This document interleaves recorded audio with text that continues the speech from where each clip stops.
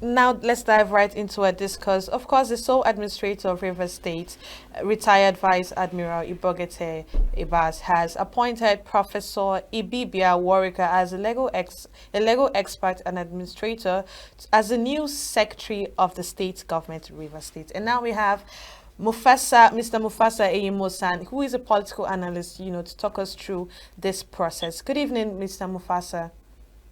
Yeah, good evening. Nice to be on the show. Good evening. Okay, so what do you have to tell us about these new appointments of the secretary to the state government? Honestly, it actually came to us as a root shock because we weren't expecting the sole administrator to start making appointments, especially considering the fact that there's actually a mandate, and the mandate is just to come and restore order in the state. Even though some of us really did not see any need for that, because those who live in River State, Port Harcourt, would agree with me that Port Harcourt is calm. So coming to restore law and order for me is actually a way out of the mark. But now that an appointment has been made, we do not understand the significance of a sole administrator appointing an SSG, where his period of his stay in office is going to be 6 months. So everything is just confusing, to the minds of onlookers, because we actually do not understand why this appointment has to come now. So for me, and of course other well-meaning Rivers people, we are still skeptical about the mode of operation and what this sole administrator actually stands to achieve by making this appointment. Okay. So what of the situation of the head of service resigning?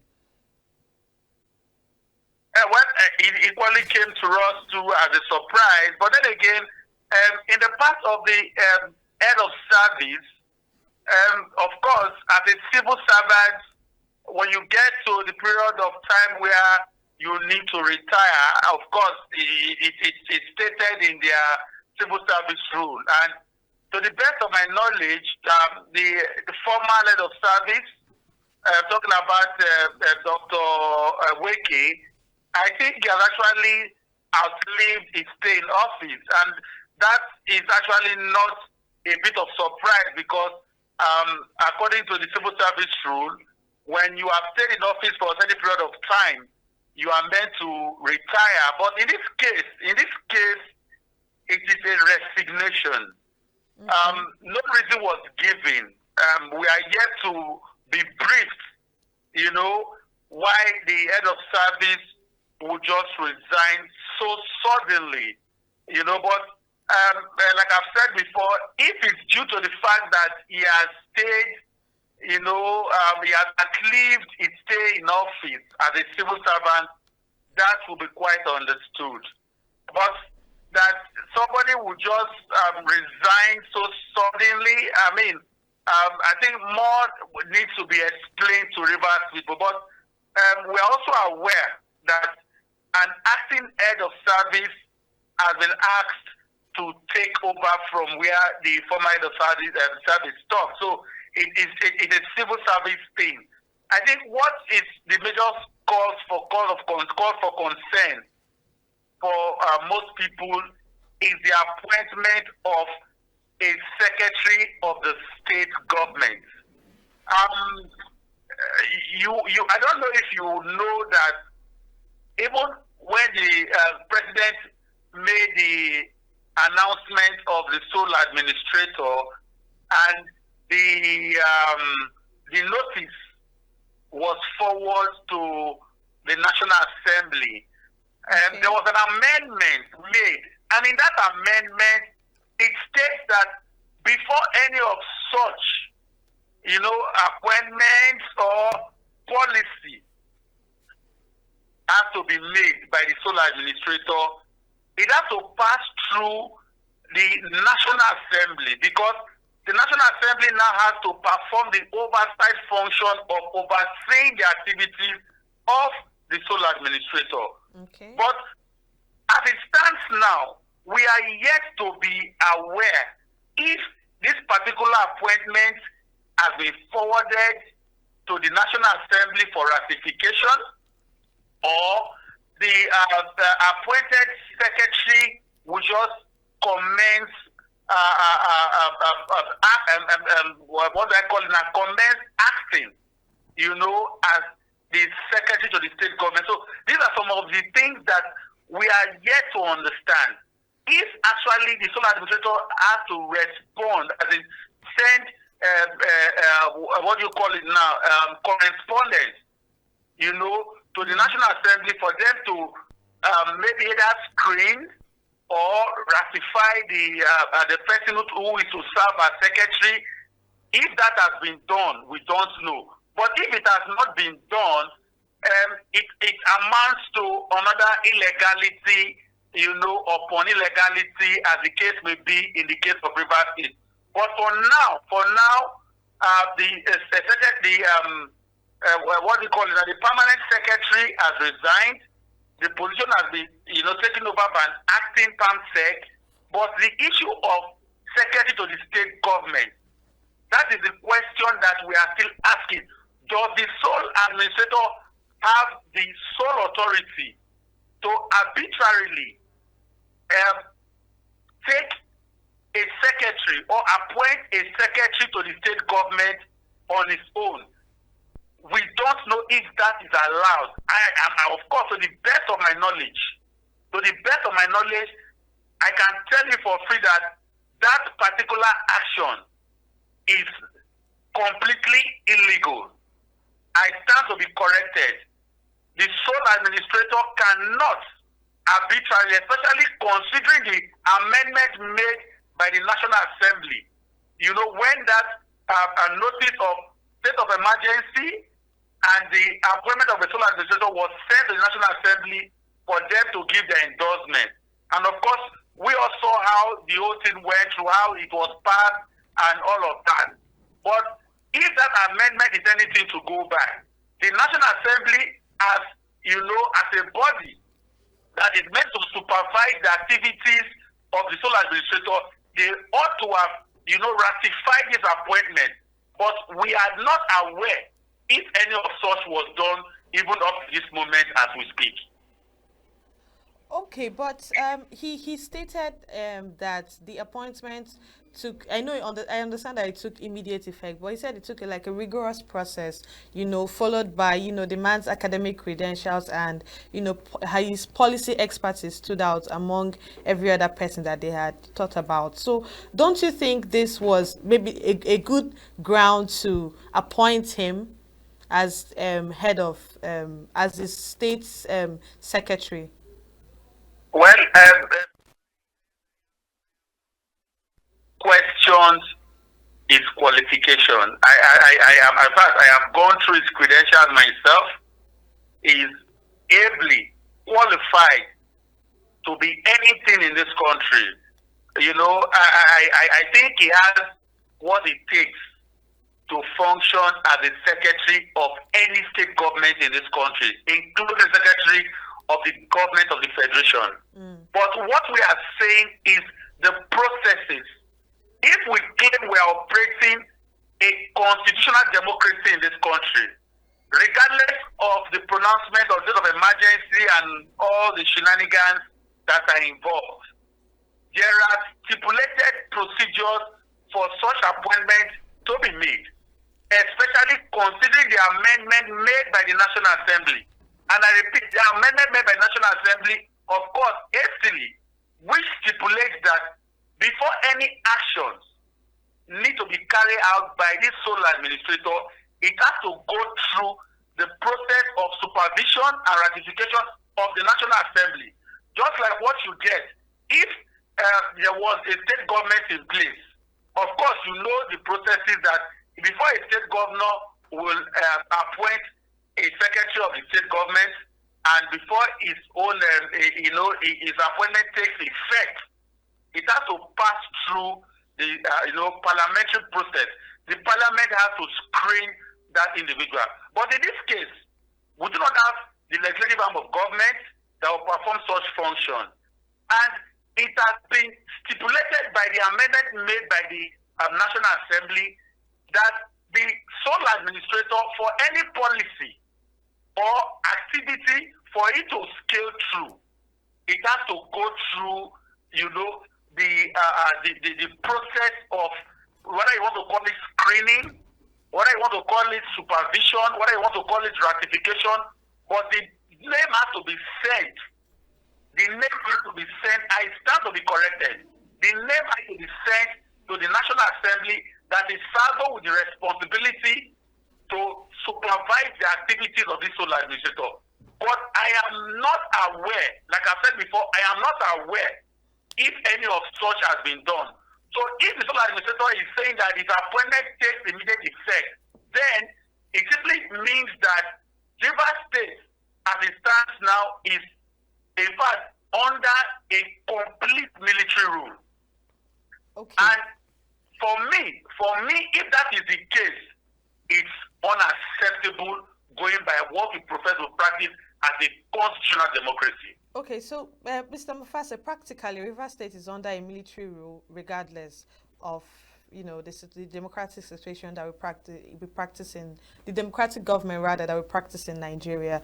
And I want to ask, because of this entire, the heavy military presence in Rivers State, do you think that, has this affected the lives of civilians in any particular way? Are there like restrictions towards civilians? Do they still go about their daily activities? They go wherever, Is there like a curfew? Things that happen during a military regime. Are these things actually happening in Rivers State now? Honestly, it's really quite unfortunate that we'll be having this kind of discussion. If anybody would have told me that, in the life of the democratic, existence of a state like Rivers State that will be having to talk about a military rule in Rivers State, I would have, doubted it. But if I should answer your question, Rivers State currently, as we speak, is calm. Everybody is going about their daily activities and businesses unhindered. There is no curfew in the state. I do not think there is a need for a curfew to be, called for in the state. Okay. Children are going to schools.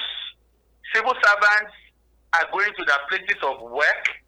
So I think it will be best described as a normal, average pattern,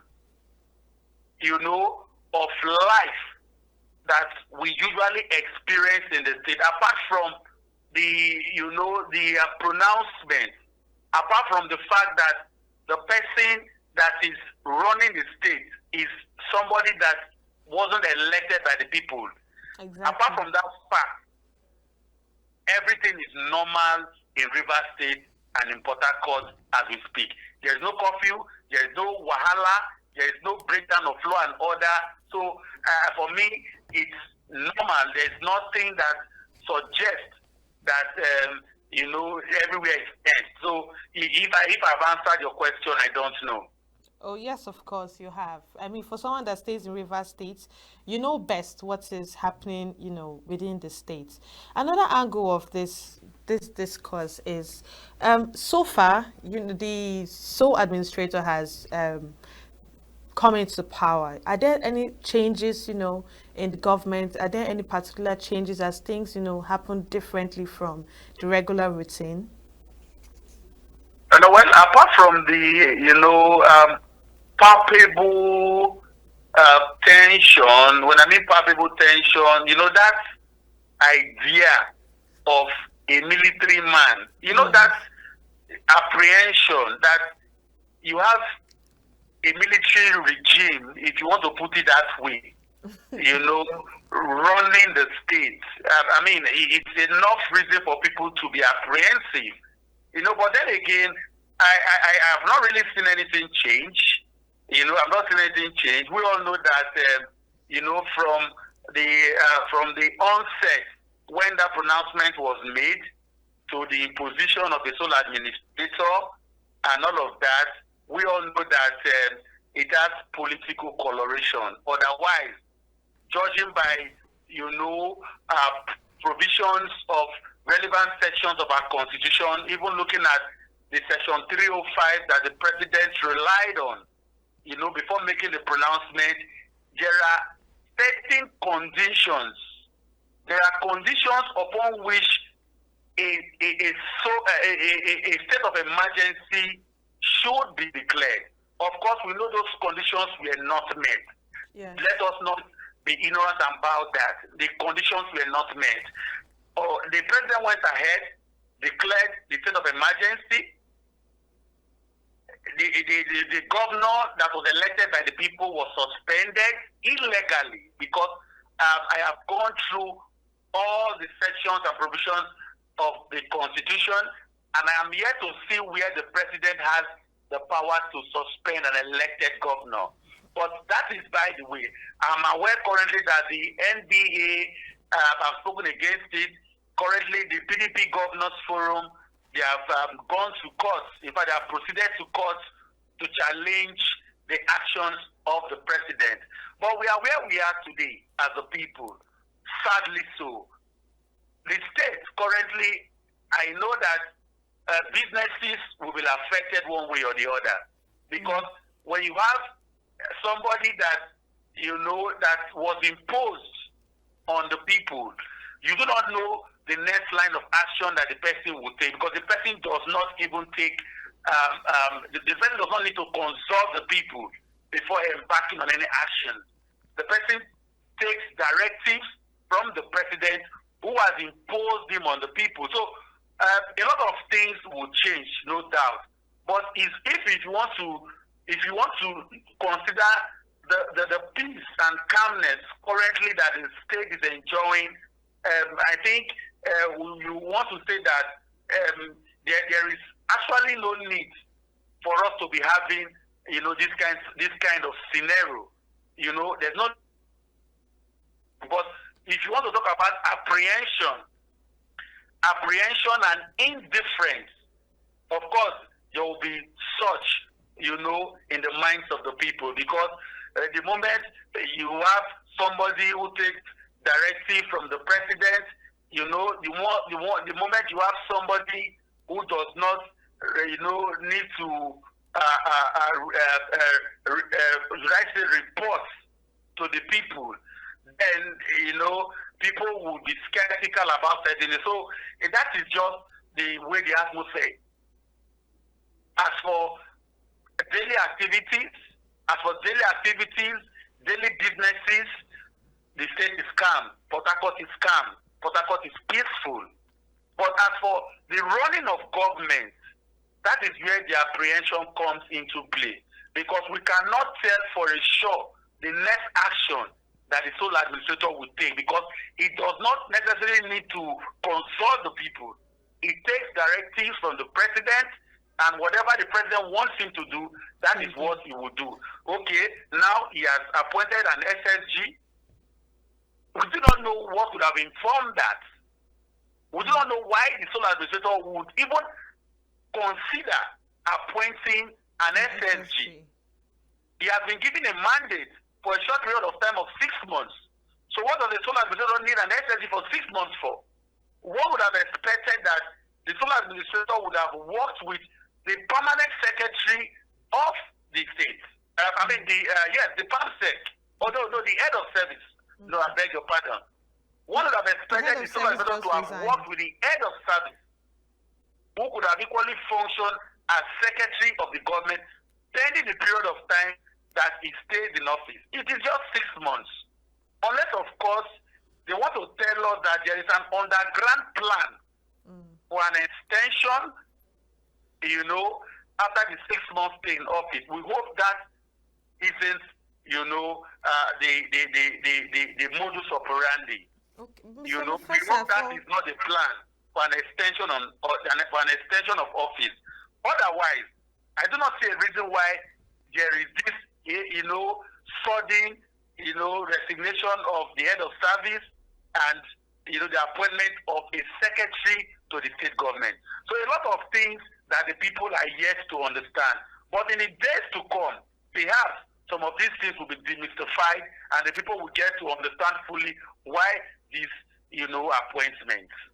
Mr. Mufassa, for a situation that even the president did not take due process for the appointment of a sole administrator in Rivers State, I don't see why there should be any, surprise that this same sole administrator is appointing an SSG in Rivers State without going through the proper process. Okay, so I want to when we heard this state of emergency situation in Rivers State, we that stay in the east here, we had the idea of there might be a protest, there might be an unrest in certain areas in Rivers State. And maybe that was what the president, tried to tackle before it happens by declaring a state of emergency. I mean, because we over here, the idea we have of River State, we always have this idea that River State, there are people that are so I don't know how to explain it, like they're always out there, to maybe protest or go against certain things that don't sit right with them. And maybe that was actually what prompted the state of emergency, so that they get to curb something like that, stop it from happening. But I want to get your point of view. Do you think that if there was no particular declaration of state of emergency, do you think maybe there would have been a certain unrest in Rivers State by now? I don't think that is the case. You agree with me that before now, there have been these political impasses in the state.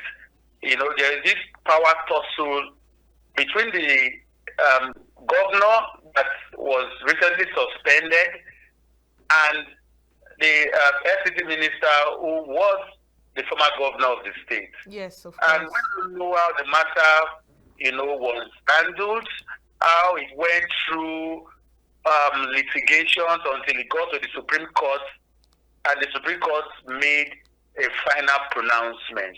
Mm-hmm. And we all saw how the governor, of course, without bias or sentiment, we saw how the governor wanted to reach out to the assembly members and how the whole matter went and all of that. Now, if the president, assuming without even conceding that the president or the federal government got, intelligence information that there is going to be a breakdown of law and order, assuming without conceding, if you are to make that pronouncement, if a state of emergency is meant to be declared, where the processes followed, that's one question. The second question is this: what exactly has the president or the federal government seen that could have constituted into a full-blown crisis that we are not seeing in other parts of the country? Like in the north, for instance, we are getting reports of places in the north that bandits and terrorists have overtaken. We are also aware of places, even in the southeast, that people are meant to sit at home. Of course. In Mondays.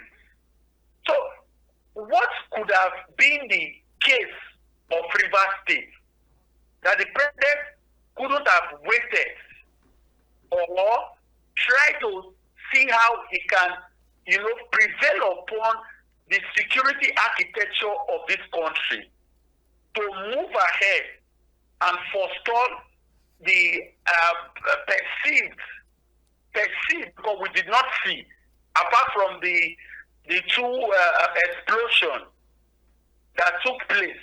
Yes. Earlier that day, that preempted the declaration of the state of emergency, there was no other thing that could have signaled, the maybe the call for that state of emergency. There was no crisis in Rivers State. There was no actual breakdown of law and order. So that is why a lot of onlookers felt that this is just a political move to further, hold a firm grip, on Rivers State for political reasons. Now, like I have said before, as we speak, Rivers State is peaceful. If you put a call across, if you have friends in Port Harcourt, just call them and ask them what is the current nature or state of affairs in Rivers State. Mm-hmm. They will tell you how peaceful the state is. The president also made reference to the assembly complex that he said was demolished, and the governor is yet to do anything, in quotes, that the governor has not done anything about the state of assembly complex that was demolished. Recently, I think about days ago or thereabouts, the sole administrator himself went there and confirmed that the assembly complex has reached almost 80% completion. Mm. So you could see that a lot of things were done hastily and without recourse to the rule of law and due process. So for me, everything was just in error. And you could see that to further, give light to the error that's already on ground, the sole administrator went further to receive allocation that the Supreme Court made a pronouncement that unless the budget goes through a parliamentary process, Rivers State should not get the allocation. The sole administrator has received allocation. One, he has went further to appoint a secretary of the state government. And even as we speak, rumors are right that he is going to. We are not so certain of that. Like I've said before, it is a rumor that has not been confirmed. Of course. That the sole administrator in his days to come might even go ahead to appoint local government administrators to serve as caretakers. Okay. These are things that our laws frowned at. So are we now operating a separate entity from the Nigerian state? Because I can even tell you, even after that proclamation of state of emergency, when it went to parliament, the National Assembly said to Nigerians that it's not going to be a full-blown military rule. Mm. I stand to be corrected. Even though we know that all the processes, including the confirmation made by the Senate and the National and the House of Representatives, we saw the old drama and all of that. They came out to say that it is not going to be a full-blown military regime. Yes. That the National Assembly is going to oversee the affairs of the sole administrator. Mm-hmm. So now, how do we now reconcile some of the actions taken so far by the sole administrator? Mm. Does it mean that they didn't plan it properly? Because what I'm seeing now is policy somersault. More mistakes are being made. And this is going to set a very dangerous precedent in the life of our democratic history. So for me, I do not know if this is the best time to turn the hands of the clock. It's still not too late for the president to rescind his decision and revert everything back to status quo. Or the sole administrator should be properly briefed so that he knows his limitations and excesses. We do not want a situation whereby we start having chaos and all of that. For now, that is not the case. We hope it doesn't get to that. We hope so too. Hello. I can hear you. So I am just using this opportunity given to me by this platform to appeal to the National Assembly. Okay. prevail on the sole administrator, let him know his, his boundaries, and let Nigerians also know, because this is an open government. Nothing should be shredded in secrecy. Exactly. Before any action is taken or carried out, the people must know. The National Assembly that is performing supervisory role should also know and debate on it, so that at the end of the day, we do not progress more in this travesty and error that we are currently, experiencing in this country in general and in Rivers State in particular. Thank you so much, Mufassa. I mean, if there are any further developments from River State, we are going to definitely reach out to you to give us an insight on what has been happening over there. Thank you so much for your insights. It has been so interesting having this conversation with you, and we hope to do this often. Well, thank you very much. I learned very much. But let me just say this as my parting shot. Okay. Democracy is about the people. Exactly. And the people have influence over the people in power. The people in power should allow the people to take the decision that will affect them as a people. That is the only way. That is the only way that we can make progress as a nation. Let us put a complete stop to this abuse of power and executive rascality. Thank you so much, Mufassa. Our time is well spent. Thank you so much. We know that this is going to get to the right ears. Thank you so much.